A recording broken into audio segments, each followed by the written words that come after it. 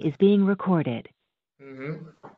तो ठीक है, आप एक इम्पोर्टेंट पॉइंट बोल रहे हो कि अगर हमारे मन पवित्र हो जाता है और हमारा मन शुद्ध हो जाता है तो हम उतने लेवल में भगवान को जान पाते हैं। बट हमारा पॉइंट यहाँ पे कि हम यहाँ पे पूरी तरह भगवान को जान पाएंगे।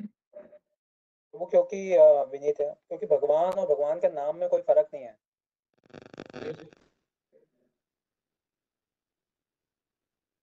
भगवान और भगवान का नाम सेम ही है, तो इसलिए भगवान का नाम भी अगर हम ले रहे हैं तो उसके थ्रू हम भगवान को जान सकते हैं।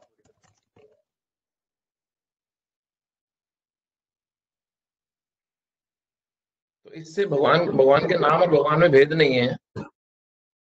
तो इससे ये कैसे कह सकते हैं हम कि भगवान को हमने पूरी तरह जान लिया, क्योंकि हमने तो भगवान के नाम की महिमा भी पूरी नहीं जानी।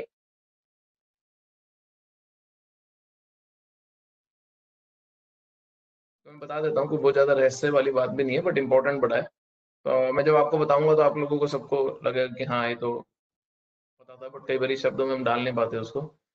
तो बेसिकली यहाँ पे जो पॉइंट उठाया जा रहा है, वो ये एक्सप्लेन कर रहा है इस समय कि भगवान तो अनंत हैं, भगवान के बारे में जो ज्ञान है वो भी अनंत है। हम लिमिटेड हैं। हाँ, हाँ, हम अणु हैं, भगवान विभु है। भगवान बहुत बड़े हैं और हम बहुत छोटे हैं। बट अगर हमारे को उतना ज्ञान पूर्ण रूप से हो जाएगा जितना हमारे लिए अनिवार्य है भगवान की सेवा पूरी सक्षमता से करने की। शुद्ध भक्ति के स्तर पे जब हम आते हैं, जब हम शुद्ध भक्ति के स्तर पे आएंगे तो हमारे को उतना ज्ञान अनिवार्य जितना है भगवान की शुद्धता से, पूर्ण निष्ठा से भगवान की सेवा करने के लिए, उतना पूर्ण ज्ञान भगवान हमारे को अपने बारे में दे देंगे ताकि हम उनकी दृढ़ता से, पूर्ण भक्ति और श्रद्धा से सेवा कर सके। ये इसका मीनिंग है। To know Krishna in full, भगवान को पूर्ण रूप से जानना जितना उनकी सेवा के लिए अनिवार्य है। तो इसीलिए कई बार शास्त्रों में आता है कि जो गुरु हैं वो भगवान के प्रतिनिधि हैं। जो गुरु हैं वो भगवान के प्रतिनिधि हैं। और तो कई बार शिष्य को ये लगता है कि अरे गुरु भगवान के प्रतिनिधि हैं तो गुरु भी परमात्मा की तरह हुए। जो हमारे हृदय में चल रहा है वो गुरु को भी पता है। वो जरूरी नहीं है वो हो कि गुरु को सब कुछ पता हो कि तुम्हारे हृदय में क्या चल रहा है। बट जो परमात्मा रूप में हमारे हृदय में बैठे हैं वो गुरु को वो ज्ञान पूर्ण रूप से दे देते हैं जितना उसके शिष्य को भक्ति में आगे बढ़ाने के लिए चाहिए होता है। तो गुरु को वो पूर्ण ज्ञान अपने शिष्य के बारे में है तो उसको बोला जा सकता है कि गुरु को अपने शिष्य के बारे में पूर्ण ज्ञान है, बट उतना ही जितना उसको भक्ति में आगे बढ़ाने के लिए अनिवार्य है। परमात्मा रूप में हृदय में भगवान वो ज्ञान अपने जो भक्त है, जो गुरु की सेवा कर रहा है भगवान के बिहाफ पे, उसको भगवान दे देते हैं। तो ये इसका मेन जो अंडरस्टैंडिंग है वो ये है। अभी हम आगे बढ़ेंगे।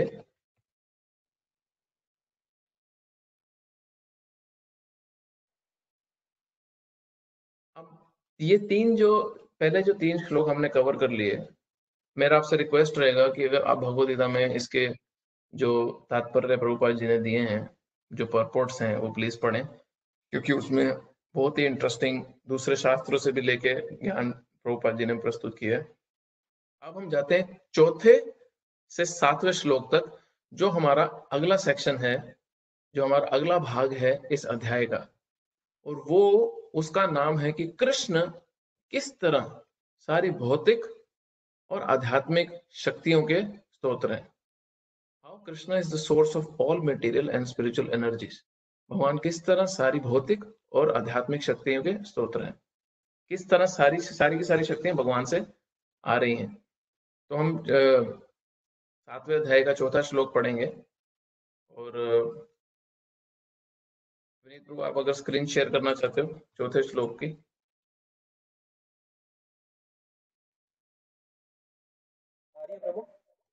आप 4थे श्लोक का आपने हाँ कर दिया ना, सामने हाँ कर दिया। भूमिरप नलवायु खम मन बुद्धिरेव च अहंकार इति यम में भिन्न प्रकृति अष्टधा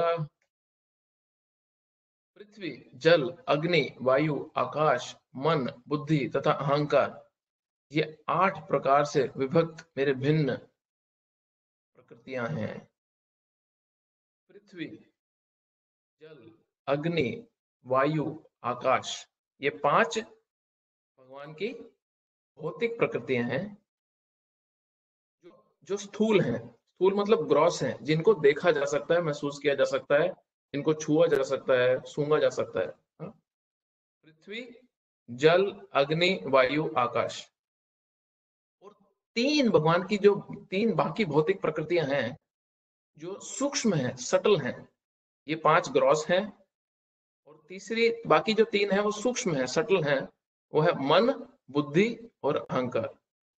ये भगवान बोल रहे हैं कि ये 8 मेरी सेपरेटेड, मेरे से भिन्न, जो मेरे से अलग कर दी मैंने प्रकृति है, मटेरियल एनर्जी है, जो मेरी भौतिक एनर्जी है, शक्ति है, ये 8 वो कैटेगरी है।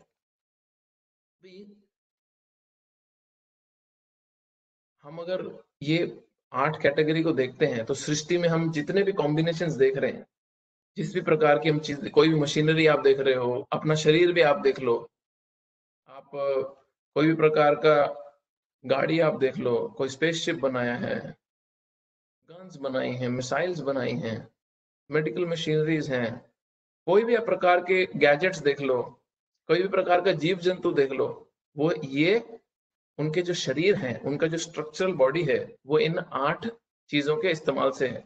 अब जो तो जो तो लिविंग व्यक्ति है हमारी तरह, या कोई पशु है, उसमें तो ये 8 के 8 आपको मिल जाएंगे। बट कोई मशीनरी है जो डेड मैटर है, उसमें आपको 5 का कुछ ना कुछ प्रकार से कॉम्बिनेशन मिलेगा। अर्थ, वाटर, फायर, एयर, ईथर को इस्तेमाल करके उसका निर्माण किया गया। प्रॉब्लम ये है सोसाइटी में कि एक तो तुम भगवान की दी गई जो सृष्टि है, भगवान की दी गए जो श्लोक, आप ऊपर ही रहने दो, अच्छा सामने है तो, एक भगवान की दी गए जो जो जो शक्तियां हैं, जो पांच भिन्न शक्तियां, और 3 सूक्ष्म और 5 स्थूल, हाँ स्थूल, जो भगवान की जो प्रकृति भगवान बता रहे हैं, दी गई ये भगवान से है, और इस्तेमाल व्यक्ति इसका सिर्फ अपने भोग के लिए करता है। प्लीज समझना ये बात, दी तो ये भगवान ने है हमें, भगवान की सृष्टि है, इस्तेमाल हम सिर्फ इसको अपने भोग के लिए करते हैं। और फिर हम यही प्रश्न पूछते हैं कि मेरे पे सुख और दुख, जो कर्मा, जो हमारे रिएक्शन आ रहे हैं, वो मेरे मेरे जीवन में ये दुख और ये कष्ट क्यों आ रहा है?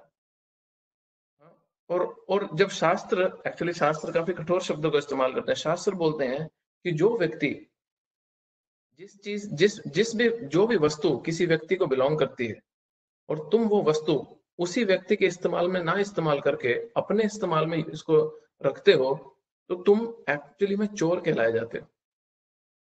अभी आपके किसी साथ वाले घर के वाले व्यक्ति की गाड़ी है, और आप एक दिन उससे बिना बताए चाबी लेके आप चले गए, और आप घूम घूम के आ गए, और आपने उसको तोड़ दिया, आपने उसका नुकसान पहुंचा दिया, और आपने उसकी गाड़ी वापस भी नहीं करी चाहे, तो आप चोर कहलाए जाओगे असूल से।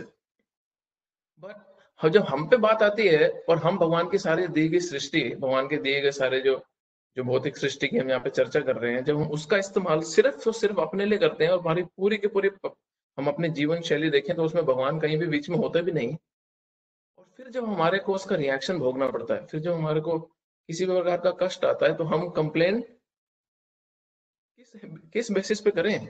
अगर हम ये गलती सबसे बड़ी कर रहे हैं कि हम भगवान की दी गई प्रकृति में से भगवान को निकाल के पूरी तरह बाहर रख दिए हैं, और वो प्रकृति पूरी रूप से अपने लिए इस्तेमाल कर रहे हैं, तो हम किस रूप से ये बोल सकते हैं कि हम एक अच्छे नागरिक हैं? स्क्रिप्चर्स, शास्त्र, इसको उस एंगल से देखते हैं। तो अभी इसमें एक बहुत इंटरेस्टिंग पॉइंट चर्चा का जो आता है, वो है कि भगवान की जो दी गई प्रकृति है, भगवान की जो दी गई प्रकृति है, भगवान के दिए गए जितने भी ये सारे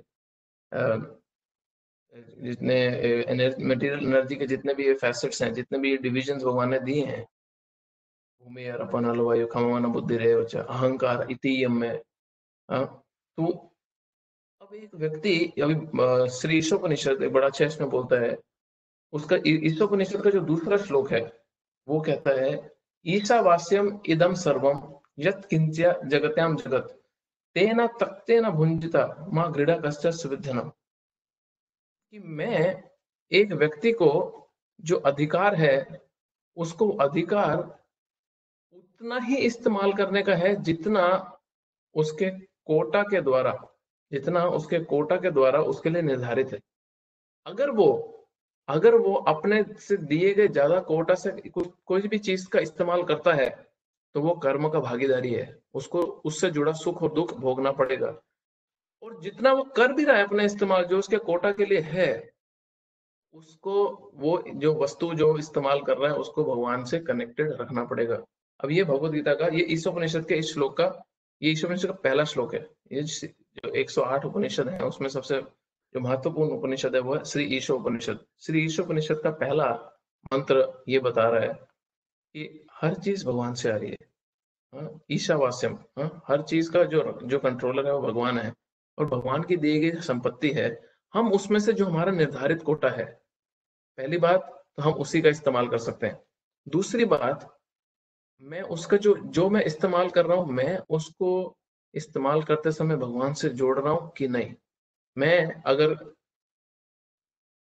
कोई काम पे जा रहा हूँ और कोई काम से मेरे जीवन में मेरे परिवार चलाने के लिए धनराशि आती है, मेरा परिवार चलाने के लिए उससे मुझे नेम फेम पोजीशन मिलता है, तो जो मेरे को उस काम से जो काम चलाने से मुझे जो जो रिजल्ट आ रहा है, जो मेरे को रिजल्ट मिल रहा है, वो रिजल्ट को क्या मैं भगवान से कनेक्ट कर रहा हूँ। अब इसका मतलब ये नहीं है कि जो कमाया मंदिर में दान दिया, इसका सिंपल मीनिंग ये है कि मेरे जो इनकम आया उसका जो यूटिलाइजेशन है उसमें भगवान को मैंने सेंटर में रखा है या नहीं। सिंपल आपको एक उदाहरण देता हूँ। जैसे हमारे पास अगर किसी के पास व्यक्ति के पास धन आता है तो वो व्यक्ति को उससे ग्रोसरी खरीदनी है, अपने बिल्स वगैरह पे करने होते हैं, उस व्यक्ति को उससे अपना बेसिक जीवन निर्वाह करना है, प्रॉपर्टी में इन्वेस्ट करना है, फ्यूचर सेविंग्स करनी है।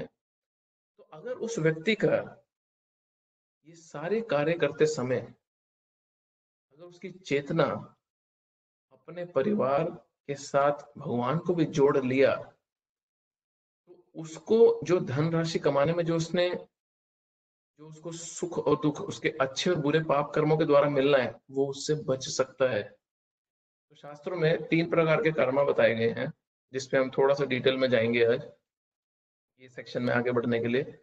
पहला जो बताया है वो है विकर्मा। विकर्मा मतलब पाप कर्म करना। दूसरा बताया है कर्म, मतलब शास्त्र के द्वारा जो बताया गया है वो काम करना, मतलब अच्छा काम करना। और तीसरा जो बताया है वो बताया है अकर्म, मतलब स्पिरिचुअल एक्टिविटी करना, आध्यात्मिक कार्य करना। तो जो विकर्म है, सबसे निचला जो काम है विकर्म, वो है वो कार्य करना जिससे हमें या किसी दूसरे जीव को या प्रकृति को या सृष्टि को हानि पहुंचे। हाँ? तो जिसमें जिसमें मांस भक्षण, मीट ईटिंग आता है, जिसमें नशा पान करना, या जिसमें नो जस्ट किसी भी कारण तुमने सारे पेड़ काट दिए, नेचर को डिस्ट्रॉय कर दिया, और कुछ ऐसा मैन्युफैक्चरिंग करना जिसमें जिसमें एनवायरनमेंट डिस्ट्रॉय हो रहा हो, ये विकर्म में आता है। या सिर्फ तुम्हारे को सिर्फ मन करा और तुमने तुमने किसी को गरीब को तड़पा रहे हो, जैसे कुछ अमीर लोगों ने भी किया और कुछ अमीर देशों ने भी ऐसा किया गरीब देशों के साथ। तो ये सब विकर्म है, ये पाप कर्म है। कर्म जो है वो अच्छे कर्म है कि तुम अपने परिवार का ध्यान रख रहे हो, बस साथ साथ तुम गरीबों को भी खाना खिला देते हो, फिर तुम अनाथालय में भी कुछ दे देते हो, फिर तुम वृद्धाश्रम में भी थोड़ा दान कराते हो, फिर तुम मंदिर में भी थोड़ा दान डाल देते हो। तो ये अच्छे काम हो गए। अब भगवत गीता हमारे को एक स्टेप ऊपर लेके जाने के लिए इनकरेज कर रही है। भगवत गीता क्या बोल रही है कि अच्छा करोगे या बुरा करोगे, हाँ, हमने बुरा किया या हमने अच्छा किया, दोनों को तो भुगतना पड़ेगा। अच्छे का अच्छा रिजल्ट आएगा, बुरे का बुरा रिजल्ट आएगा। बट दोनों केसेस में चाहे अच्छा रिजल्ट आए चाहे बुरा रिजल्ट आए, दोनों केसेस में एक जीव को, एक व्यक्ति को इस सृष्टि, इस भौतिक सृष्टि में फंस के रहना पड़ेगा, क्योंकि उसको अच्छा और बुरा रिजल्ट दोनों एक्सेप्ट करना है। जो भी थोड़ा नया पहली बार ये फिलोसफी सुन रहे हैं उनको थोड़ा सा कठिन लगे शायद समझने में, बट और जो कुछ समय से सुन रहे हैं उनको उनको तो समझ जाएगा कि मैं किस एंगल से बोल रहा हूँ। बट जो पहली बार ये सुन रहे हैं कर्म, विकर्म और अकर्म, आपको पूर्ण रूप से ना भी समझ आए तो आप मुझसे पर्सनली भी मैसेज करके पूछ सकते हो कुछ और डिटेल में अगर आपको जानने की इच्छा हो, बट मैं जितना हो सके सिंप्लीफाई करके समझाने की कोशिश कर रहा हूँ।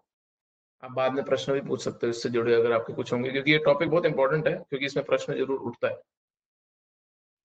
तो जो बट कृष्ण भगवत गीता में और बाकी शास्त्र भी भगवत गीता में क्या इनकरेज कर रहे हैं, वो बोल रहे हैं कि एक लिविंग एंटिटी पहली बार जो पापी है उसको अच्छे कामों तक लाया जा रहा है शास्त्र के द्वारा, बट जिसको ये समझ गया कि अच्छे काम करने हैं, शास्त्र उसको और ऊपर उठा रहे हैं, उसकी चेतना को और ऊपर उठा रहे हैं, बोल रहे हैं अब आध्यात्मिक कार्य करो। आध्यात्मिक कार्य करने का मतलब सिर्फ मंदिर में या जंगल में या पहाड़ियों पर जाके बैठने का भजन करने का नहीं है। आध्यात्मिक कार्य का मतलब है कि जो हम अपने डे टू डे लाइफ में कर रहे हैं वो ही, बट पूरी तरह भगवान को अपने लाइफ के सेंटर में रख के कार्य करना। तो उससे होता क्या है कि उससे आपको जो बुरा और अच्छा कर्म मिलना है वो चेंज होके स्पिरिचुअल रिएक्शन मिलता है। उसका सिंपल उदाहरण मैं आपको देता हूँ। सपोज आप 3 कैटेगरी लेते हैं। एक है पापी आदमी, अब उसको कोई आके सड़क पे पूछता है कि भैया भूख लग रही है कुछ दे दो खाने को, तो उसको गाली दे के भगा देता है, तो वो गलत कार्य हो गया।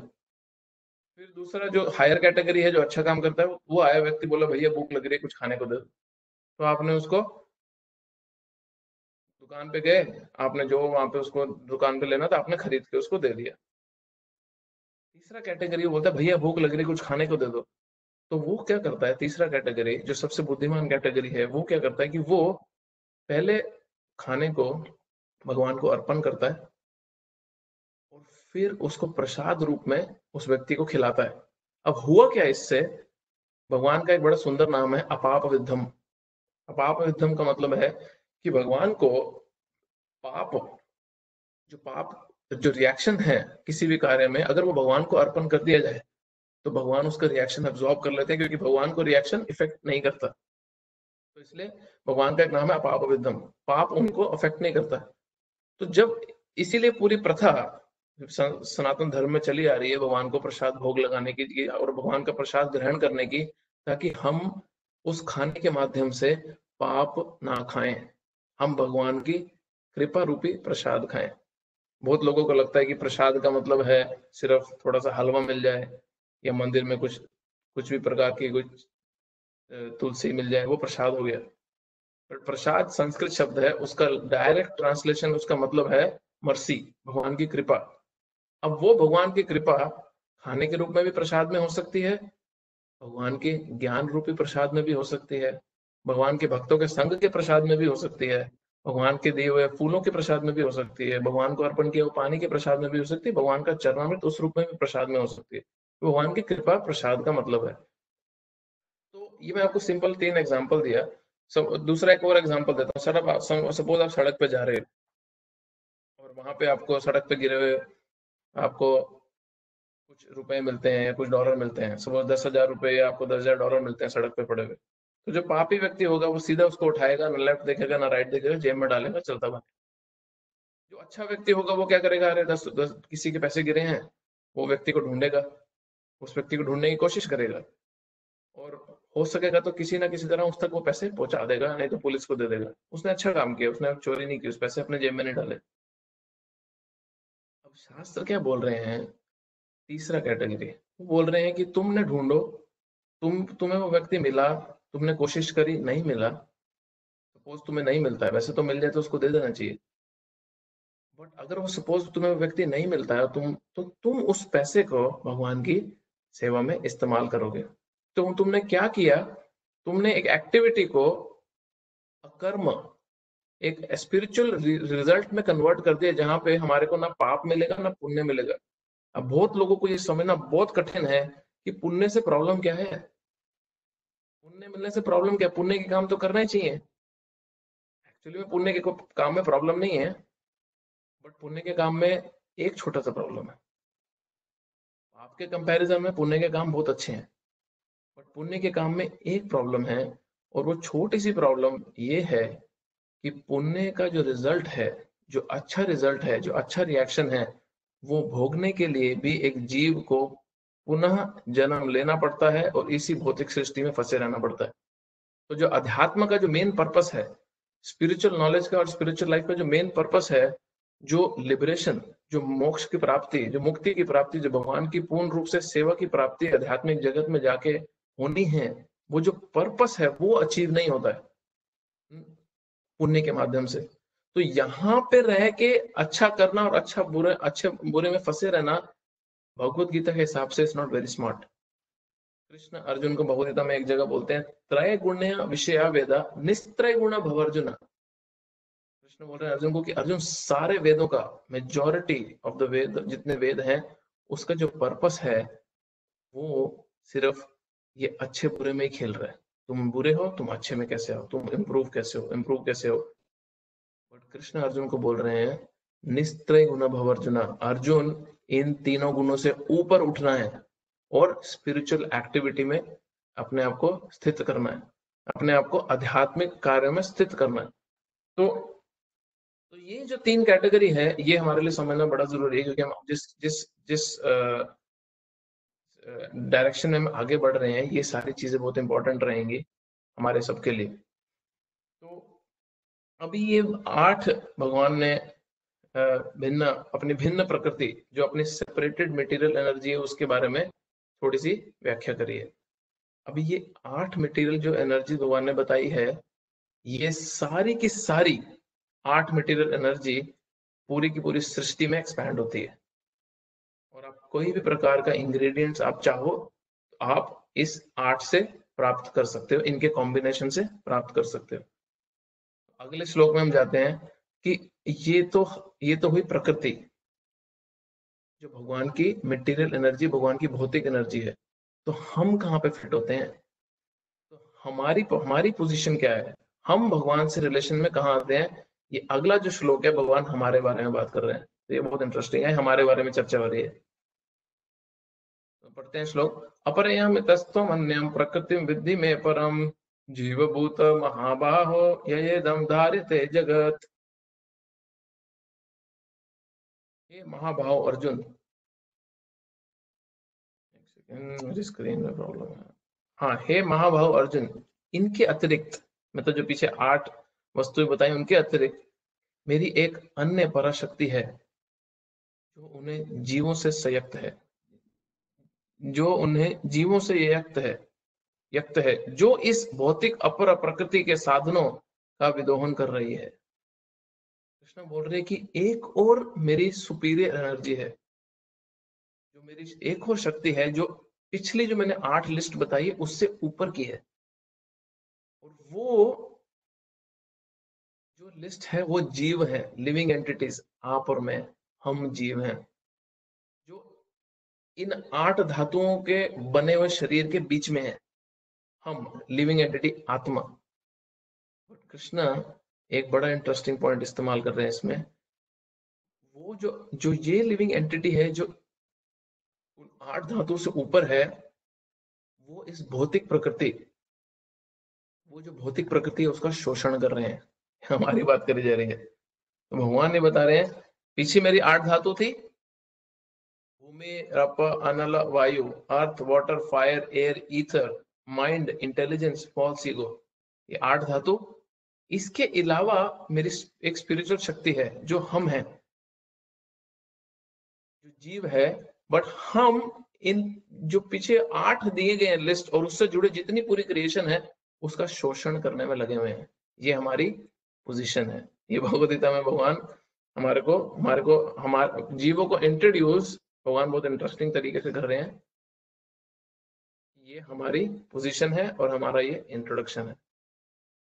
तो अभी हमें और इन 8 धातु जो हमने पीछे डिस्कस किया, उसमें भेद क्या है कि जीव में चेतना है, लाइफ है,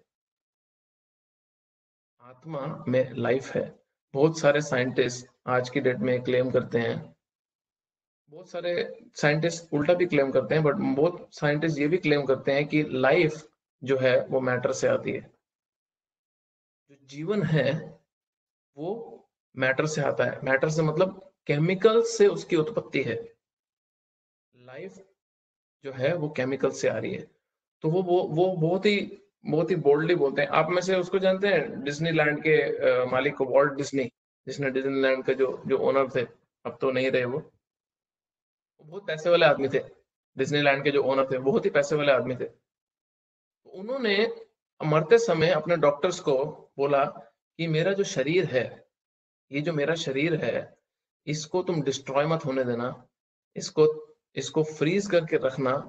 क्योंकि उनके डॉक्टर्स ने उनको चूना लगाने के लिए क्या वादा किया था कि हम बस थोड़े समय में मृत्यु का सॉल्यूशन ढूंढने वाले हैं। बस थोड़े समय में हम मृत्यु का सॉल्यूशन ढूंढ लेंगे, और जैसे ही हम थोड़े समय में मृत्यु का सॉल्यूशन ढूंढ लेंगे, हम तुम्हारे शरीर में वापस से लाइफ डाल के तुम्हारे को दोबारा से जीवन दे देंगे। तुम हमारे को बस इतने इतने पैसे टाइम टू टाइम हमारे को चेक पहुंचाते रहना अपने मरने के बाद भी। तो लाखों लाखों डॉलर्स, लाखों लाखों डॉलर वॉल्ट डिज्नी के मरने के बाद भी उसके डॉक्टर्स को मिलते रहे, जो यही रिसर्च में लगे रहे। एटलीस्ट उन्होंने ये क्लेम किया था कि वॉल्ट डिज्नी के शरीर को हम प्रोटेक्ट करके रखेंगे और फिर उसको लाइफ वापस दे देंगे। ये तो भला हो वॉल्ट डिज्नी के रिश्तेदारों का, जिनका जिनका भी लालच था, और जिनको और लालच था कि भैया हमारे को हमारी प्रॉपर्टी के हिस्से चाहिए, ये डॉक्टर तो पागल ही बना रहे हैं। तो उन्होंने केस वगैरह करके उसकी बॉडी का जो क्रिमेशन वगैरह करके देह संस्कार, जलाते तो वो लोग नहीं, उन्होंने दफन किया जो भी क्रिश्चियन तरीके से करके उसको रफा दफा किया। नहीं तो डॉक्टर उसके शरीर में वापस जीवन लाने के नाम पे अभी तक पैसे ही ले रहे होते। तो ये बुद्धि है कि हम जीवन की उत्पत्ति केमिकल से कर देंगे। प्रभुपाद जी के एक शिष्य थे, भक्ति स्वरूप दामोदर महाराज। वो एक साइंटिस्ट थे, उन्होंने काफी किताबें भी लिखी हैं। तो वो एक कॉन्फ्रेंस में थे डॉक्टर्स की, और वो जिस कॉन्फ्रेंस में थे वहां पे बहुत वर्ल्ड के फेमस डॉक्टर्स आए थे, इंटरनेशनल कॉन्फ्रेंस थी। तो उसमें एक डॉक्टर स्टेज पे अपना स्पीच दे रहा था, और उसने बोला कि हम बहुत जल्दी बस केमिकल से लाइफ प्रोड्यूस कर देंगे। तो ये तो भक्त थे, बट ये डॉक्टर भी थे, तो उस कॉन्फ्रेंस में थे। तो इन्होंने हाथ खड़ा करके उस डॉक्टर को चैलेंज किया, और वो बोले, उस समय पे, ये 1980 से 70s की बात कर रहा हूँ एक्चुअली, उन्होंने डॉक्टर को बोला, मैं तुम्हारे को पब्लिकली बोलता हूँ कि मैं $50,000 तुम्हारे को दूंगा। ये मरा हुआ शरीर है, इसमें जो जो केमिकल हैं, तुम्हें पता है इसमें कौन कौन से केमिकल शामिल होते हैं।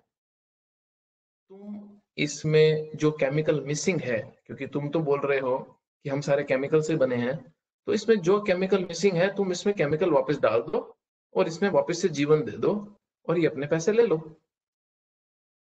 तो डॉक्टर को तो लगा कि अभी तो पब्लिकली मेरे को चैलेंज हुआ है। तो डॉक्टर ने सिर्फ उनकी बात को साइड करने के लिए बोल दिया कि अभी हमें थोड़ा समय और चाहिए, अभी हम ये नहीं कर सकेंगे, हाँ? थोड़ा समय बाद में आना।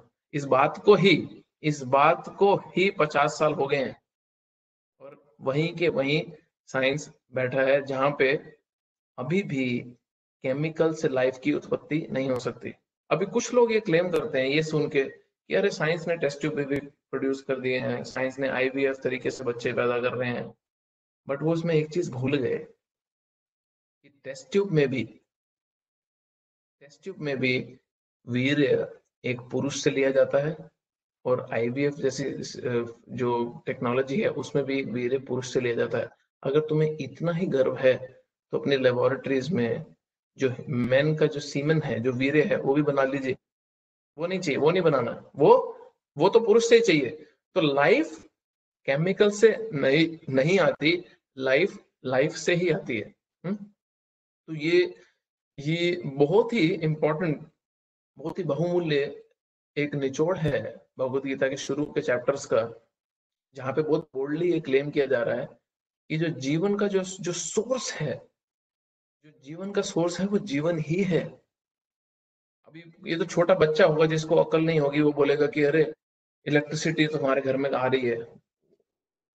वो ये भूल जाता है कि पीछे जो जो पूरी की पूरी सिटी का जो इलेक्ट्रिक डिपार्टमेंट है वहां पे एक व्यक्ति बैठ के उसको ऑपरेट कर रहा है।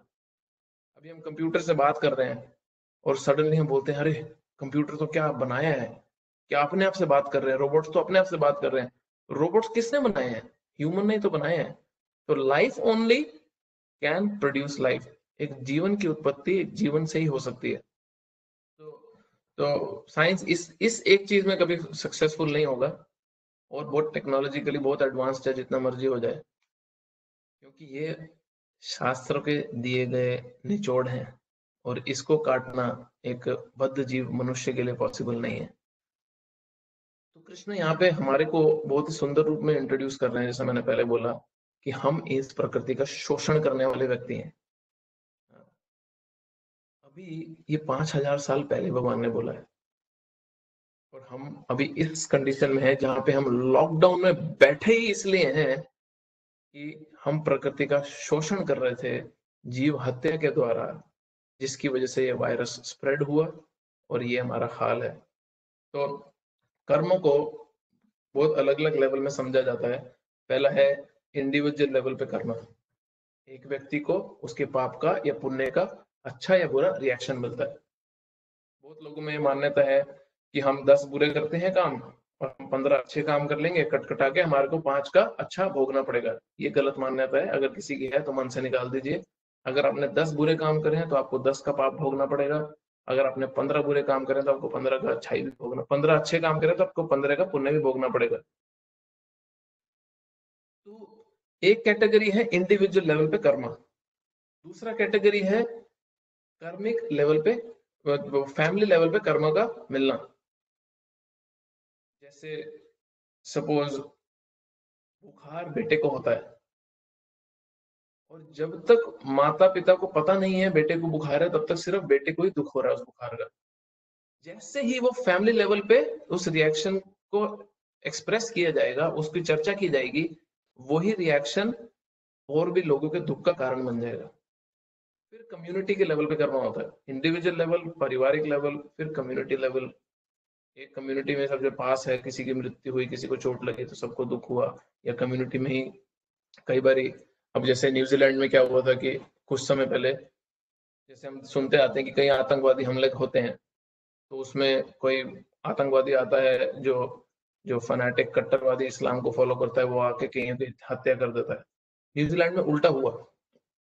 न्यूजीलैंड में कुछ महीने पहले एक न्यूजीलैंड के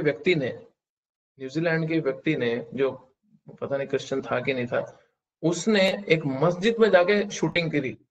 उसने गोली से बहुत लोगों को वहां पे मार दिया। उसने मस्जिद में जाके गोलियां मारी बदला लेने के लिए कि कट्टरवादी मुस्लिमों ने जो दुनिया भर में आतंक मचा रखा है। अब कम्युनिटी लेवल पे कर्मा कैसे आया? अब जो जो उस मस्जिद में प्रे करने आ रहे थे, मैं बोलता हूँ 95% उसमें चाहे आतंकवादियों के आसपास भी भटकते नहीं होंगे, उनको लेना देना भी नहीं कोई होगा। बट कम्युनिटी बदनाम हुई और एक कम्युनिटी को बड़े स्केल पे उसका रिएक्शन आया। तो जो जो इंडिविजुअली अपने अपना रिएक्शन भोगना चाहते थे, उस दिन वो सब मस्जिद में थे, एक व्यक्ति आया और उनको सबको उड़ा दिया। अभी सिर्फ 5 मिनट दूर बांग्लादेश की क्रिकेट टीम चल के उस मस्जिद की तरफ आ रही थी जब शूटिंग शुरू हुई। 5 मिनट अगर वो पहले आ जाते तो ये न्यूज बहुत बड़े स्केल पे होती, क्योंकि इंटरनेशनल क्रिकेट टीम की हत्या हो चुकी होती। बट एनीवेज वो नहीं हुई, तो विच इज अच्छा हुआ। बट पॉइंट ये है कि कर्मा इंडिविजुअल लेवल पे होता है, पारिवारिक लेवल पे होता है, कम्युनिटी लेवल पे होता है, सोसाइटी के लेवल पे होता है, स्टेट के लेवल पे होता है।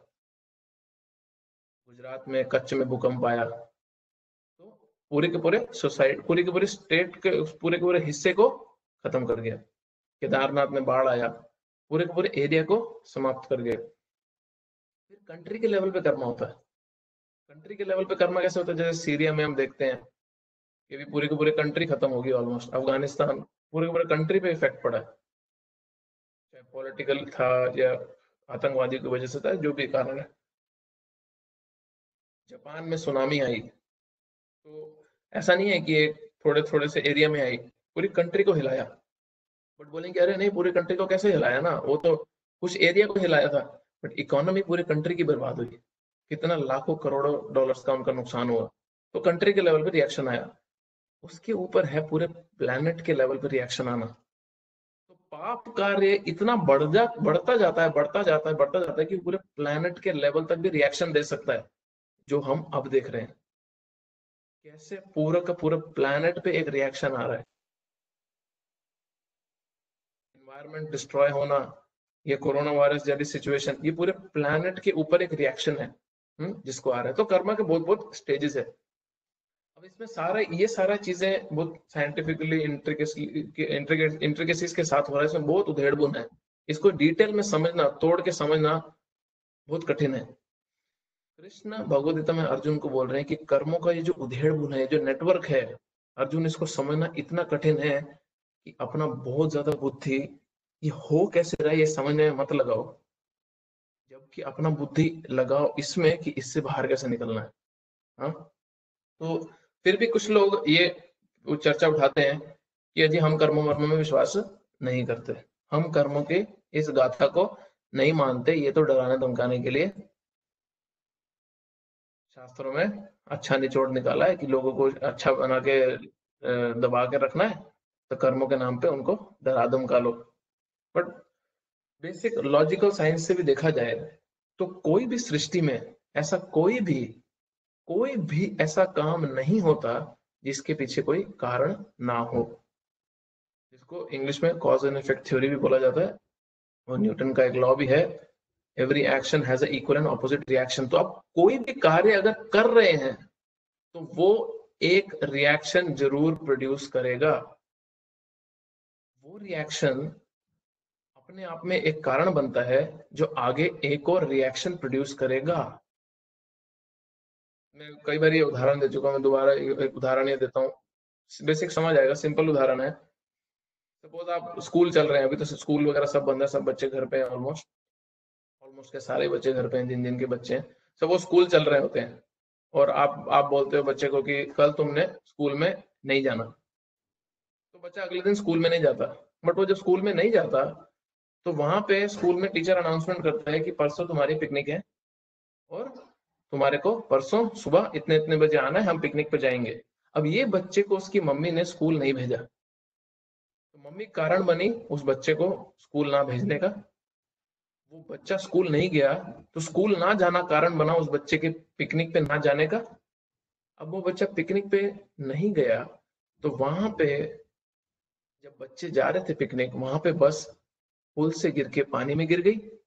अब वो जो पिकनिक पे ना जाने का कारण क्या बना, वो बच्चे को चोट नहीं लगी या कुछ बच्चों की जिसमें मृत्यु होगी वो नहीं हुआ, उसकी वजह से घर में दुख नहीं आया, उसकी वजह से परिवार में ये प्रॉब्लम नहीं हुई, वो प्रॉब्लम नहीं, ये on and on and on ये चेन चलता जाएगा। तो 20 साल बाद भी सपोज किसी के परिवार में बच्चा स्कूल गया था, 20 साल बाद भी अगर वो ट्रेस करेंगे कि हमारे परिवार में ये दुख क्यों आ रहा है, तो उसका कारण जब पीछे देखा जाएगा तो बोलेगा कि अरे उसकी माँ ने उस बच्चे को स्कूल नहीं भेजा था।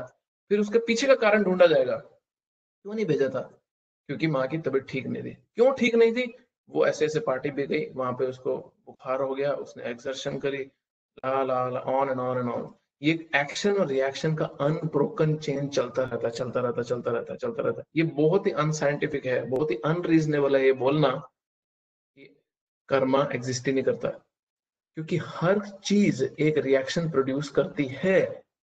हर कार्य एक अपने आप में एक रिएक्शन प्रोड्यूस करता है, जो खुद ही एक कारण बनता है एक और रिएक्शन आगे प्रोड्यूस करने का। ये बहुत इलॉजिकल है बोलना कि जी साइंस ऑफ कर्मा तो वर्क ही नहीं करता है। कई बार हम स्ट्रीट में भगवदगीता डिस्ट्रीब्यूट करते हैं मेलबर्न में, तो कुछ ऐसे, कई क्रिश्चियंस बहुत ओपन है बट कुछ कट्टरवादी क्रिश्चियन लोग ऐसे हमारे को स्ट्रीट में मिलते हैं, जिनको आप उल्टे भी लटक जाओगे ना स्ट्रीट में तो आप उनको ये नहीं समझा पाओगे कि लॉ ऑफ कर्मा एग्जिस्ट करता है। ये जो नियम है, प्रकृति का जो नियम है, कार्मिक नियम है, ये एग्जिस्ट करता है। आप समझा नहीं पाओगे उनको। क्यों नहीं समझा पाएंगे, क्योंकि उनकी कट्टरवादी सोच के कारण वो बोलते हैं नहीं, कर्मा एग्जिस्ट नहीं करता। तो एक बार मेरे से एक्चुअली में व्यक्ति टकरा ऐसा, मैंने उससे पूछा ठीक है मान लिया कर्मा वर्मा कुछ नहीं होता है, तो जो इतना ताम झाम चल रहा है, इतना उधेड़बुन है, इतना बड़ा स्केल पे सब कुछ ऑपरेट हो रहा है, तेरे लाइफ में तुझे कुछ अच्छा मिलता है बुरा मिलता है, वो किस बेसिस पे हो रहा है। मैं सच्ची बोल रहा हूँ, उसके पास एक ही आंसर था, good luck and bad luck. मुझे कुछ मिल रहा है, मेरा गुड लक है जो मेरे को फायदा दे रहा है, मुझे कुछ मिल रहा है, मेरा बैड लक है। तो मैं उस व्यक्ति को इतना परेशान होकर हैरान होकर बोला कि इतना बड़े स्केल पे ये ऑपरेशन चल रहा है सृष्टि का, तेरी लाइफ में 50 60 70 साल 80 साल 90 साल, तू 100 साल जिएगा और हजारों हजारों इवेंट्स तेरी लाइफ में होंगे, और तू सिर्फ उसको बोला ये गुड लक और बैड लक है। फिर बाद में मुझे पता चला कि कुछ सेक्शन ऑफ क्रिश्चियन लोग हैं जो जो पर्पसफुली इसको एक्सेप्ट नहीं करते, क्योंकि अगर वो इसको एक्सेप्ट कर लेते हैं तो उनको आत्मा का ज्ञान भी मानना पड़ेगा, उनको रीइंकार्नेशन भी मानना पड़ेगा। और यही एक कारण है मॉडर्न साइंस कभी भी सोल को एक्सेप्ट नहीं करेगी, इवन दो वो अपनी प्राइवेट लाइफ में चाहे मानते भी होंगे, वो कभी भी आत्मा के ज्ञान को एक्सेप्ट नहीं करेगी। नेक्स्ट वीक मैं आपको एक वीडियो दिखाऊंगा, स्क्रीन पे शेयर करेंगे, आप सब लोग वो वीडियो देखेंगे। वो एक्चुअली इंग्लिश में है, तो मुझे उम्मीद है मोस्ट जितने गेस्ट हैं वो समझ पाएंगे, क्योंकि उसका हिंदी वर्जन है, सबटाइटल कुछ है नहीं, बट बाद में मैं समझा दूंगा। तो हम वो वीडियो देखेंगे और उसमें आप देखोगे किस तरह रियल लाइफ केस स्टडी है, वो रियल लाइफ केस स्टडी है कि किस तरह एक बच्चे को, एक व्यक्ति को उसका पिछला जन्म पूरी तरह याद है, और किस तरह पूरे डॉक्टर्स और साइंटिस्ट की, अमेरिकन डॉक्टर्स और साइंटिस्ट की टीम ने उसके ऊपर रिसर्च करके उसको प्रूव किया कि ये एक्चुअली में इसको पुनः जन्म, पिछला जन्म अपना पूरी तरह याद है। तो बहुत बहुत ही इंपॉर्टेंट है। मॉडर्न साइंटिस्ट कभी भी इसको मानेंगे नहीं, क्योंकि जिस दिन, ये पॉइंट समझना प्लीज, जिस दिन भी साइंस ने पब्लिकली ये एक्सेप्ट कर लिया कि आत्मा एग्जिस्ट करती है, उस दिन पूरा का पूरा वर्ल्ड इंडस्ट्री कोलैप्स हो जाएगा। क्यों? क्योंकि अगर उन्होंने आत्मा को माना तो दो गिफ्ट उनको फ्री में एक्सेप्ट करने पड़ेंगे। वो क्या है? पहला, पुनः जन्म, रीइंकार्नेशन, और दूसरा, पहला पुनः जन्म और दूसरा उनको कर्म एक्सेप्ट करना पड़ेगा। क्योंकि अगर मैं आत्मा हूं तो मैं life time after life time, एक जन्म से दूसरे जन्म, तीसरे जन्म, चौथे जन्म, पांचवें जन्म, हजारों हजारों जन्मों से चला आ रहा हूं। और मैं जन्म आफ्टर जन्म अगर चला आ रहा हूं तो मैं अपने साथ कर्म भी लेके आ रहा हूँ, हर जन्म से कर्म भी लेके आ रहा हूँ। अभी तो मेरे को अगले जन्म में क्या शरीर मिलना है, क्या माता पिता मिलने हैं, क्या रंग रूप मिलना है, क्या बुद्धि मिलनी है, कैसे मुझे शरीर आकार मिलना है, कौन से अमीर घर गरीब घर में पैदा होगा, वो डिसाइड होगा मेरे कर्मों के माध्यम से। तो मेरे कर्म भी डिसाइड हो रहे हैं, मेरे को कर्म की साइकिल, और मेरा री भी लाइफ है। तो अगर मॉडर्न साइंस इसको पब्लिक कर दे कि यस हम मान गए कि सोल एग्जिस्ट करती है, तुम अपना अपना जीवन इसी हिसाब से जियो कि तुम सोल हो जो एक लाइफ के बाद दूसरी लाइफ में जाएगा। पता है प्रॉब्लम क्या होगी इसमें? अगर ये व्यक्ति समझ गया कि हम आत्मा हैं, तो वो प्रकृति का शोषण करना बंद कर देगा, जिसको इंग्लिश में बोलते हैं कंज्यूमरिज्म, बहुत नीचे हो जाएगा। कंज्यूमरिज्म नीचे होगा मतलब पूरी की पूरी वर्ल्ड इंडस्ट्री जो कंज्यूमरिज्म पे टिकी है, कंज्यूम करो, खाओ पियो ऐश करो, और तुम्हारा जीवन तो सक्सेसफुल ही नहीं है जब तक नया गैजेट कोई ना आए। हाँ, तुम्हारा लाइफ तो सक्सेसफुल नहीं है। उसको इंग्लिश में बोलते हैं हीडनिस्टिक ट्रेडमिल। तुम एक ऐसा ट्रेडमिल पे भाग रहे हो, एक ऐसी वैसी दौड़ में भाग रहे हो जिसमें तुम सिर्फ और सिर्फ एक ही फोकस से जा रहे हो, मेरे खुशी का कारण सिर्फ और सिर्फ और से और वस्तुएं की प्राप्ति है। तो अगर आपको ये समझ गया कि अरे मैं स्पिरिचुअल हूँ, मैं आध्यात्मिक हूँ, अंतरंगा मेरा जो स्वभाव है वो आध्यात्मिक है, तो मुझे ये ट्रेडमिल पे ये प्राप्ति वो प्राप्ति में भागने की जरूरत नहीं है। तो आप अपने लाइफ स्टाइल को स्लो करोगे, यू पीछे बैठ के देखोगे, और आपकी लाइफ और नेचुरली सिंपलर होगी, तो उसका कंज्यूमरिज्म कम होगा, बहुत सारी वर्ल्ड इकोनॉमी नीचे जाएगी, लाइफ हैप्पी होगी। कोरोना वायरस में भी वर्ल्ड इकोनॉमी गिर रहा है, बट आपको मालूम होगा डोमेस्टिक वायलेंस, घर में पति पत्नी के बीच में जो लड़ाइयाँ कितने परसेंट बढ़ गई, आप शॉक रह जाओगे। क्योंकि नॉलेज में लाइफ स्लो डाउन नहीं हो रहा है, फोर्सफुली लाइफ स्लो डाउन हो रहा है। डोमेस्टिक वायलेंस बहुत ज्यादा बढ़ गई है, डिप्रेशन, बहुत ज्यादा बढ़ गया है। आप न्यूज देखें तो हो जाएंगे किस तरह मानसिक बीमारियां कितनी बढ़ती जा रही हैं। एक और शॉकिंग न्यूज बताऊं आपको, चाइल्ड पोर्नोग्राफी इंडिया में 100% से ज्यादा बढ़ चुकी है। अश्लील बच्चों की वीडियोस देखना ऑनलाइन, और एडल्ट्स तो देखना अलग ही चीज, 100% इंक्रीज है उसमें। इंडिया की बात कर रहा हूँ, बाकी तो बाहर छोड़ दो। क्यों? क्योंकि घर पे बैठे हैं, कुछ और प्रोडक्टिव करने को नहीं है। सारे इतने फॉर्चुनेट नहीं हैं जितने हम इस समय बैठ के भगवद गीता पे डिस्कस कर रहे हैं।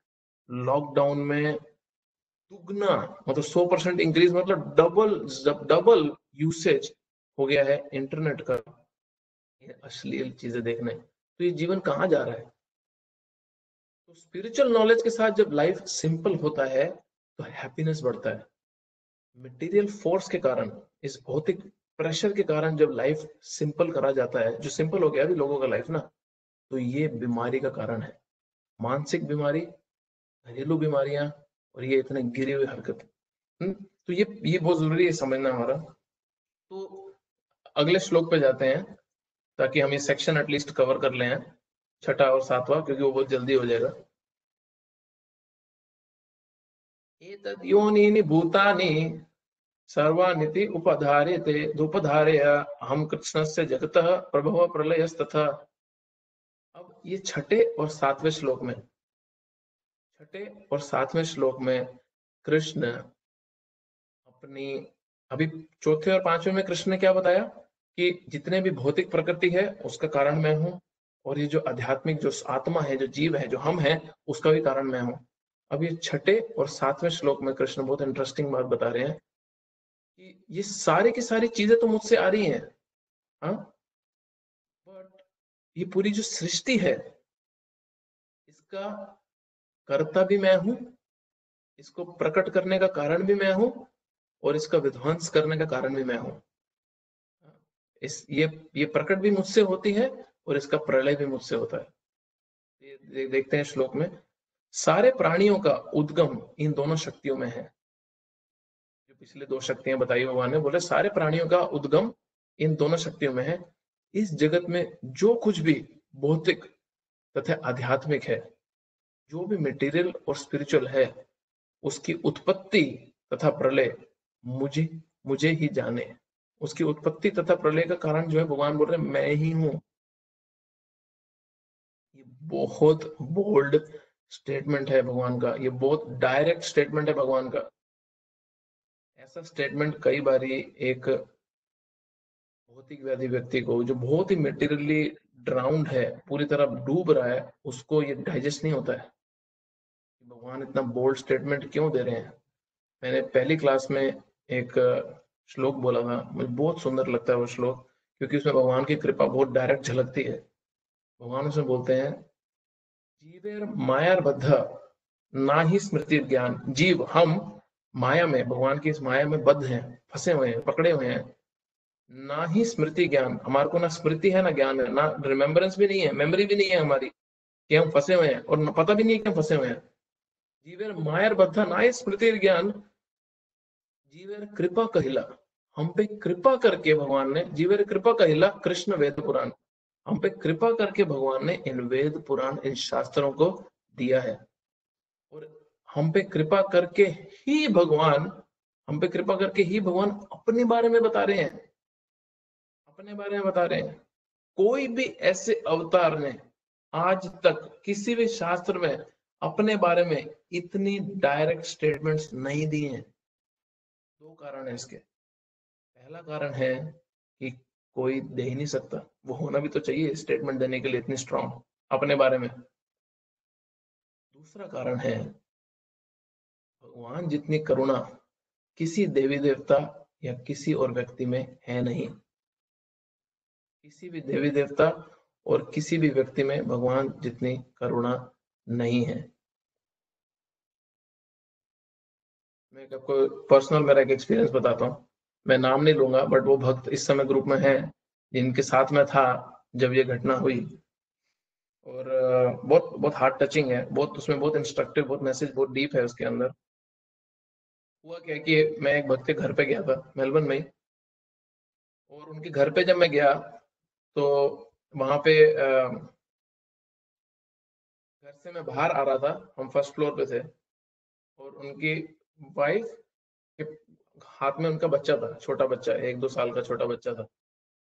और मैं उनके घर से निकल के सीढ़ी उतरने लगा, तो सामने से उनके घर में जो एक दूसरी माता जी रहती थी, वो भी इस समय ग्रुप में है, तो दोनों ग्रुप में इस समय, वो दूसरी माता जी आए, उन्होंने सिर्फ प्यार से बच्चे को बोला कि आओ मेरी गोद में आ जा, क्योंकि वो नीचे जा रही थी तो बच्चे का मन करता है घर से बाहर निकलने का बहुत ज्यादा। तो वो बच्चा फटाक से अपनी मम्मी की गोद से उस माता जी की दूसरी दूसरी माता जी की गोद में चला गया, और वो सीढ़ियां आधी उतर गई। और मैं ये खड़ा देख रहा था, क्योंकि एकदम अचानक से मेरे सामने वो आए, उन्होंने बच्चे को मांगा, बच्चा फटाक से माँ की गोद से कूदा और दूसरी माता जी की गोद में आया, और वो सीढ़ी उतर के नीचे आ गई, आधी सीढ़ी वो उतरी। तो मैंने एकदम नोट किया कि जो जिनका बच्चा था, जो माता जी का बच्चा था, वो रो रही थी।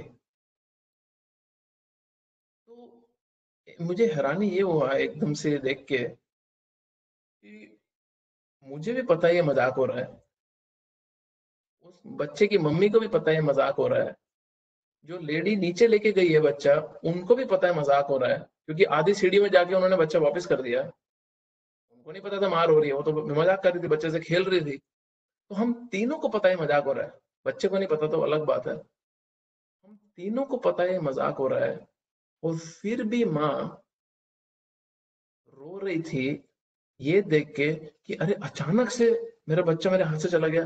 तो हुआ क्या, जब वो दूसरी माता जी ने एक्चुअली मम्मी को जब बच्चा दिया उसके, तो मम्मी बच्चे को पीछे ऐसे पैट करके बोली तेरे को बड़ी जल्दी थी मुझे छोड़ के जाने की, और वो रो रही है। तो मैं घर उस दिन देख के मैं घर आ गया, और मैं बहुत देर सोचता रहा इस बारे में, ये हुआ क्या।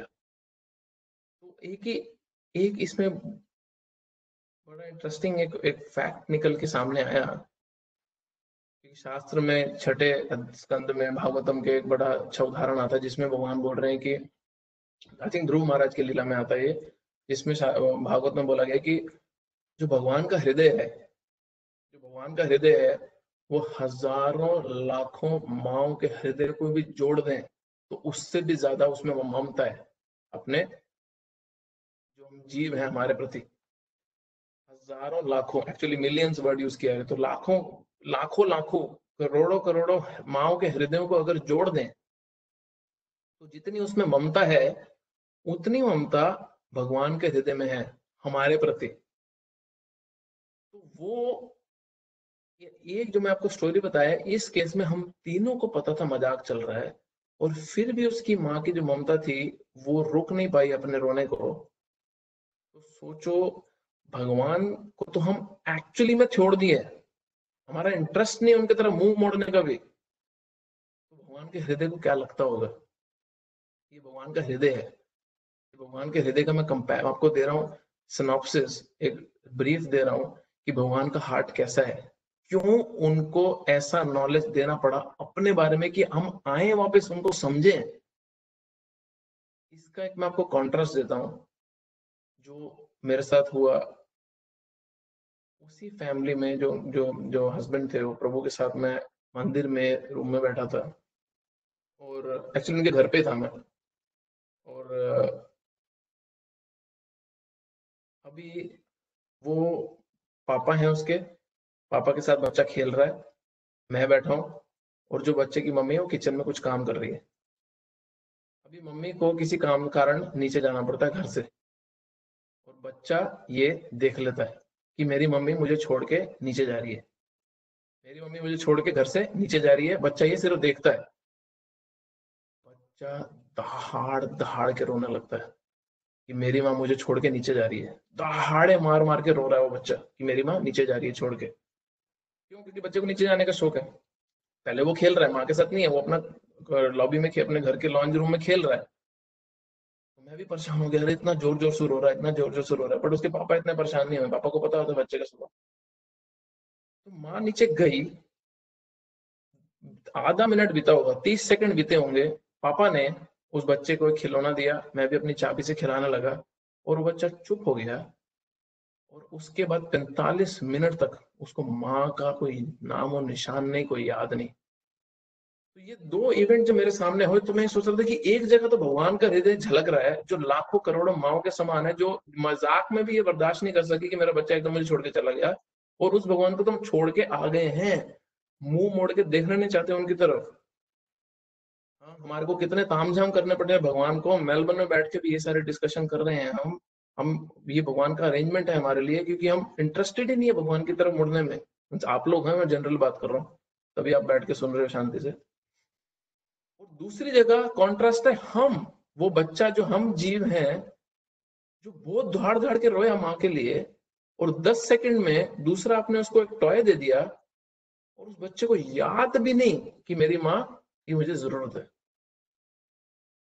हम वो बच्चे की तरह हैं जिसको कभी कभी थोड़ा दुख पड़ जाए, कोई परेशानी हो तो थोड़ी चलो याद आ जाती कि चलो भगवान की तरफ मुड़ जाते हैं। बट जैसे ही कुछ और टॉय रूपी इस जगत की कोई चीज मिलती है, कोई खिलौने जैसा कोई इस जगत का कोई चीज मिलता है, नाम शोहरत धन दौलत ये वो कुछ भी मिलता है, वापस से भूल जाते हैं। इस कारण में भगवान को बहुत मेहनत करनी पड़ती है, खुद आके खुद आके अपने भक्तों को भेज के, और पीछे से इतने इतने अरेंजमेंट करके। तो ये भगवान की करुणा का एक बहुत सुंदर उदाहरण है। तो अगला सिर्फ हम श्लोक पढ़ेंगे, हम डिटेल में नहीं जाएंगे क्योंकि अगला श्लोक इंपॉर्टेंट है। मैं अगले जो मंगलवार को हम मिलेंगे तो मैं अगले श्लोक से शुरू करूंगा। मैं सिर्फ श्लोक पढ़ता हूँ और इसमें एक दो पॉइंट बता के हम आज का खत्म करते हैं। कोई प्रश्न तो आप पूछ सकते हो फिर। बहुत ही इंपॉर्टेंट श्लोक है ये। मतः परत्रम नान्यात् किंचित अस्ति धनंजय, मयि सर्वम इदं प्रोतम सूत्रे मणिगणा इव।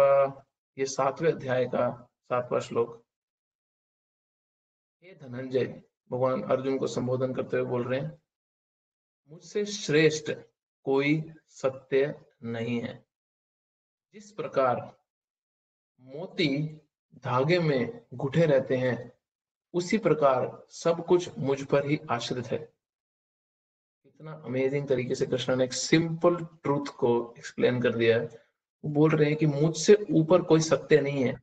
There is no truth superior to me. फिर कृष्ण बोल रहे हैं कि जिस प्रकार तुम पूरी सृष्टि देख रहे हो, हर चीज मेरे पे आश्रित है। क्या एग्जांपल दे रहे हैं? जिस तरह एक माला के अंदर तुम देख रहे हो सारे मोती पड़े हैं, अब माला के अंदर मोती तो दिख रहे हैं बट धागा नहीं दिखता है। तो कृष्ण बोल रहे हैं वो धागा मैं हूं, जिसमें पूरी की पूरी सृष्टि मोती रूप इस धागे पे टिकी है। तो इसमें बहुत सुंदर भगवान एक्सप्लेन कर रहे हैं। तो पिछले श्लोक में जो नोट्स बना रहे हैं वो लिख सकते हैं। पिछले श्लोक में कृष्ण ने अपना क्रिएशन और डिसोल्यूशन, हाँ, अपना अपना जो प्रकृति कर रहे हैं वो उत्पत्ति कर रहे हैं और प्रलय कर रहे हैं, वो अपनी अपनी अपनी वो पोजीशन बताई कि मैं उत्पत्ति और प्रलय दोनों का कारण हूं। और इस 7वें श्लोक में कृष्ण ये बोल रहे कि मैं सिर्फ उत्पत्ति और प्रलय नहीं, मैं क्या कर रहा हूँ? कोई गेस करेगा? मेंटेन भी कर रहा हूँ। प्रलय भी मैं कर रहा हूँ, उत्पत्ति भी मैं कर रहा हूँ, और बीच में उसको मेंटेनेंस मोड जो है, हाँ, जो उसको जो उसका कार्य चलाने वाला जो मोड है, जो उसको पूरी की पूरी तरह संभाल के रखा है, हाँ, उस पे जो आश्रित है, वो आश्रय भी मैं हूँ, मेरे पे सब आश्रित है। हाँ, तो एक परिवार में पिता होते हैं, जैसे वो काम पे जाते हैं, वो पैसा कमा रहे हैं, तो बच्चे की उत्पत्ति भी पिता से होती है, और बच्चे को जो लालन पोषण है, जो पालना है, वो भी पिता करते हैं। मृत्यु पिता के हाथ से नहीं होती, वो तो जिस तरह होती है वो होती है, जिस भी कारण होगी उस बच्चे की मृत्यु। तो जो पालने का काम कर रहे हैं वो पिता घर में करते हैं, बच्चे की सारी जरूरत पूरी करने का। कृष्ण बोल रहे हैं वो पालने का काम भी मैं कर रहा हूँ, पूरी की पूरी सृष्टि को, आध्यात्मिक और भौतिक दोनों। बट हम अगले सत्र में इस पे थोड़ा चर्चा करेंगे क्योंकि ये बहुत इंपॉर्टेंट श्लोक है। 7.7। किसी का कोई प्रश्न है तो पूछ सकते हैं, जो हमने आज डिस्कस किया, क्योंकि टॉपिक थोड़ा था, इस पे क्वेश्चन आ सकते हैं। बोलिए।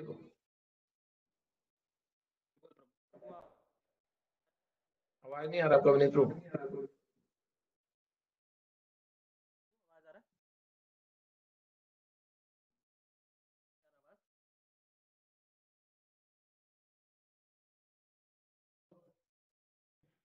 ये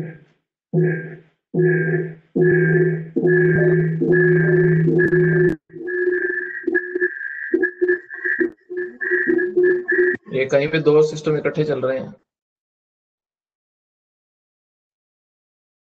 तब तक किसी और का कोई प्रश्न है तो पूछ सकते हैं।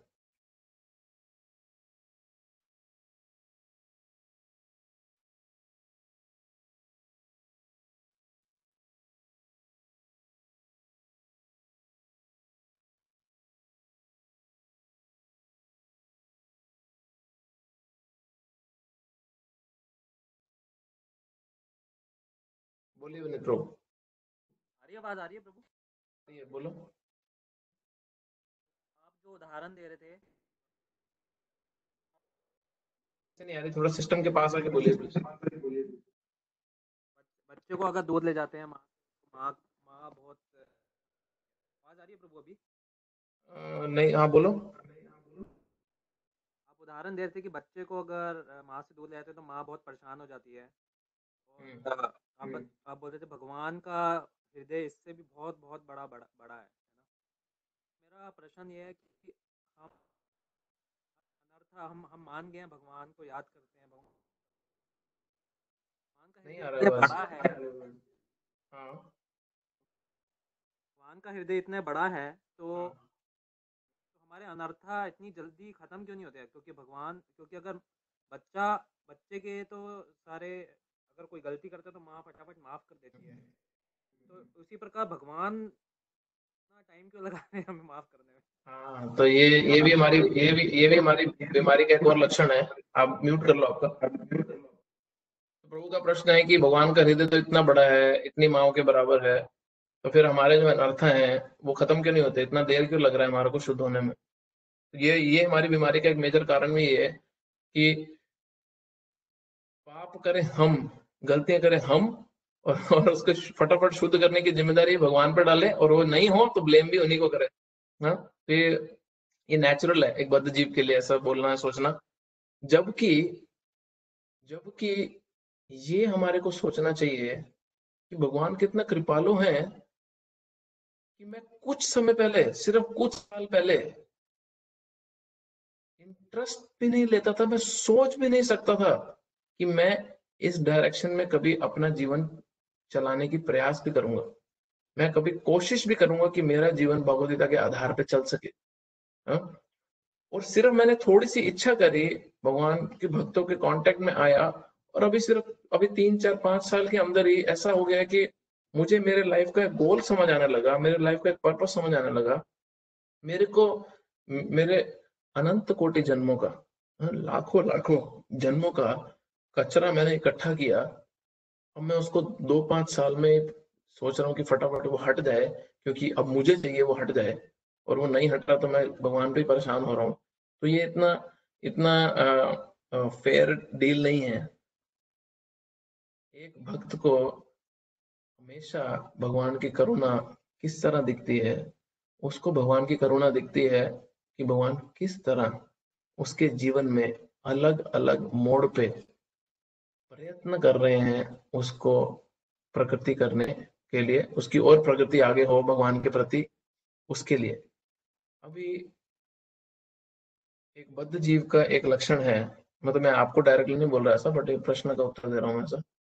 एक बद्ध जीव का एक लक्षण है कि बहुत कम व्यक्ति होते हैं, आपने कॉर्पोरेट लाइफ में भी, आप सब लोग, काफी लोग बाहर काम करते हैं, आपने सुना होगा, डोंट बी ए ब्लेमर, हाँ, टेक रिस्पॉन्सिबिलिटी। कोई प्रॉब्लम आ जाए तो फटाफट पहले ये मत सोचो कि मैं अपने कंधे से हटा के किसी पे ब्लेम डाल दूं, जिम्मेदारी लो उसको फिक्स करने की।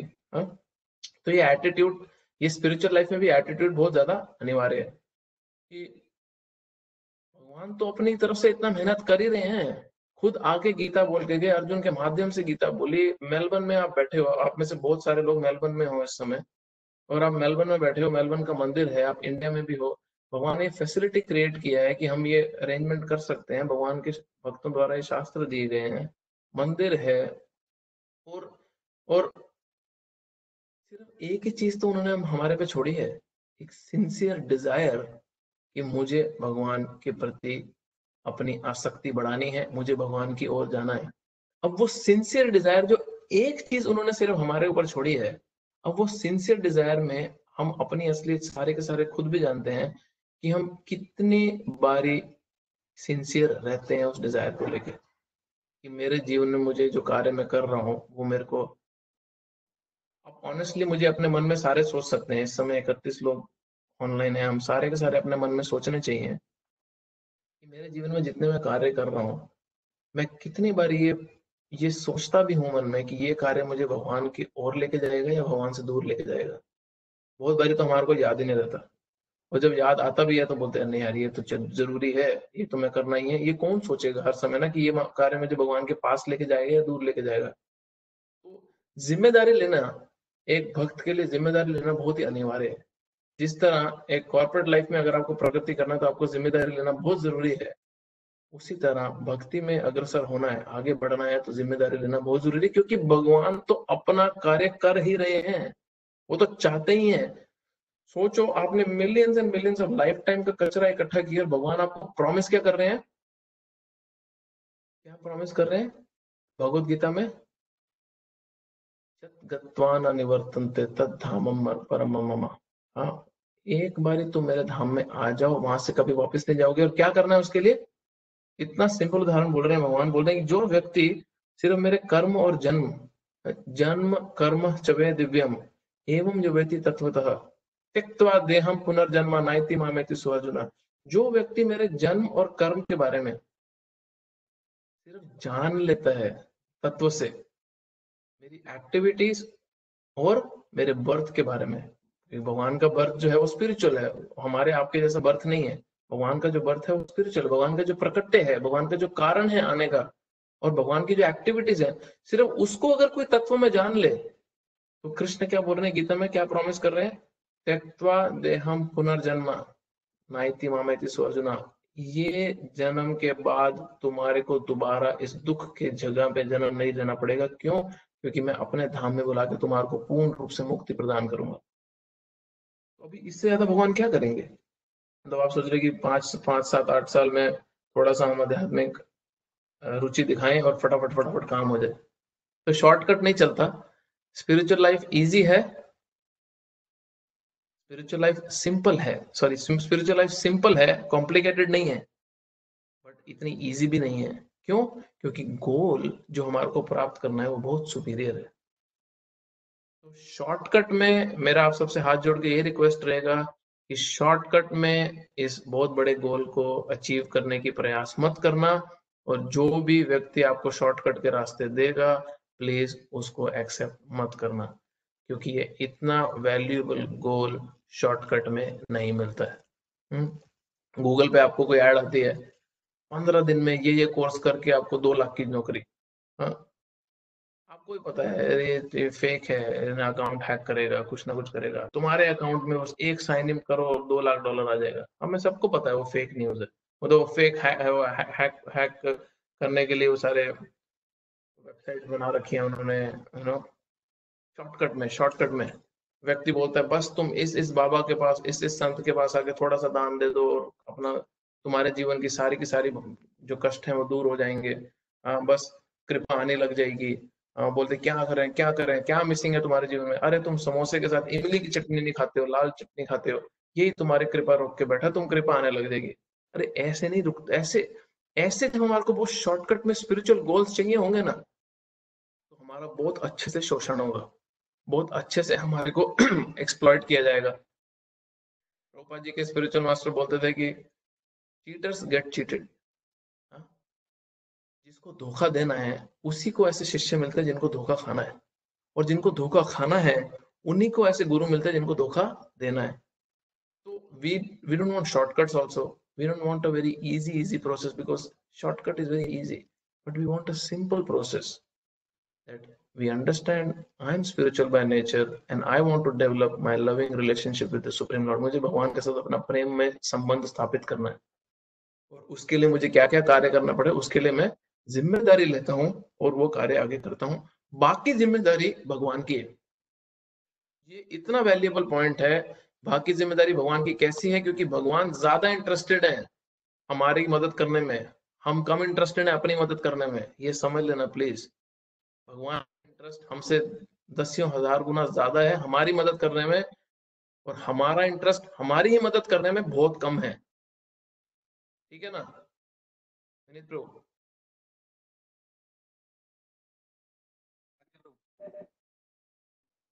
ठीक है, और कुछ?